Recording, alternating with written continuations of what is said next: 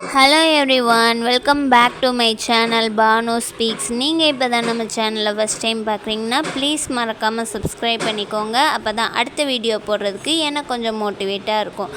இப்போ வாங்க வீடியோக்குள்ளே போகலாம். ஹாய் ஃப்ரெண்ட்ஸ், இன்றைக்கி நம்ம சேனலில் என்ன வீடியோ பார்க்க போகிறோன்னா ஒரு ரெசிபி வீடியோ தான் பார்க்க போகிறோம். அதுவும் அடிக்கிற வெயிலுக்கு சமைக்கிறதே பெரிய விஷயம். இதில் கிச்சனில் நின்று ரொம்ப நேரம் சமைக்கணும் அப்படின்ட்டா யாரால் முடியும்?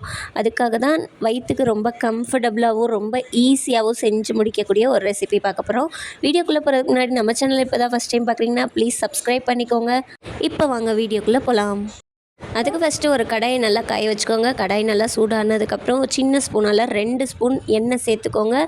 எண்ணெய் சூடாகி வந்ததுக்கப்புறம் கொஞ்சமாக கடுகு, உளுந்தம்பருப்பு, சீரகம் சேர்த்துக்கோங்க. உளுந்தம்பருப்பு லைட்டாக கலர் சேஞ்ச் ஆகி வந்ததுக்கப்புறம் ஒரு கொத்து கருவேப்பிலை, காரத்துக்கும் வாசனைக்காகவும் பச்சை மிளகாய், ஒரு வரமிளகாய், அப்புறம் கொஞ்சமாக இஞ்சியை துருவி அது கூட சேர்த்துக்கோங்க. இதை நல்லா ஒரு 2 தடவை கலரி கொடுத்தா போதும். ரொம்ப நேரம் வதக்கணும்னு அவசியம் கிடையாது. இந்த ரெசிபிக்கு ரொம்ப எண்ணெய் சேர்க்கணுன்றும் அவசியம் கிடையாது. இது லைட்டாக வதங்கி வந்ததுக்கப்புறம் கொஞ்சோண்டு பெருங்காயத்தூள் சேர்த்துட்டு ஸ்டவ் ஆஃப் பண்ணிடுங்க.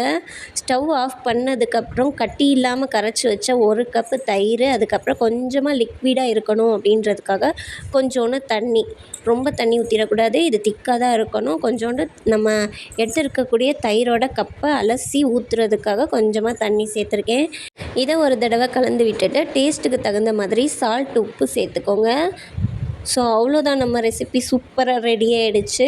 இவ்வளோ சிம்பிளாகவும் சீக்கிரமாகவும் செய்யக்கூடிய ரெசிபிக்கு தொட்டுக்கிறதுக்கு பொட்டேட்டோ ஃப்ரையும் கொஞ்சமாக ஊறுகாவும் இருந்தாலே அவ்வளோ சூப்பராக சாப்பிட்டு முடிச்சிடலாம். இப்போ இந்த ரெசிப்பியில் நம்ம சூடான சாதத்தை நல்லா மசிச்சு விட்டு இது கூட சேர்த்து கலந்து சாப்பிட்டாலும் சரி, இல்லை நம்ம குழம்பு மாதிரி ஊற்றி சாப்பிட்டாலும் சரி, ரெண்டுமே டேஸ்டியாக தான் இருக்கும்.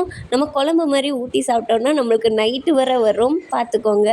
ஸோ அவ்வளோதான். இந்த வீடியோ பிடிச்சிருந்துச்சுன்னா ஒரே ஒரு லைக் மட்டும் கொடுத்துக்கோங்க. மறுபடியும் வேறு ஒரு வீடியோவில் உங்களை வந்து பார்க்குறேன். பாய்.